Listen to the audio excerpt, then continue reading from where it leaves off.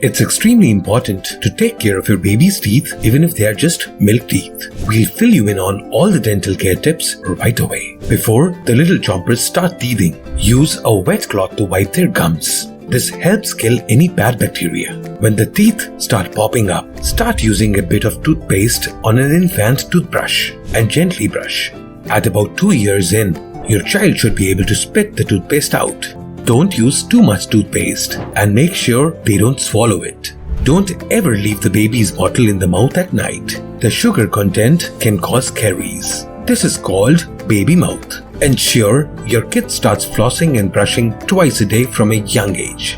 Use fluoride toothpastes as fluoride helps strengthen the enamel. Make sure they rinse their mouths after eating sticky and sweet foods. What other problems can occur? Some kids could have malfunctioned baby teeth or misaligned teeth. They could also suffer injury while playing. Make sure they use a mouth guard.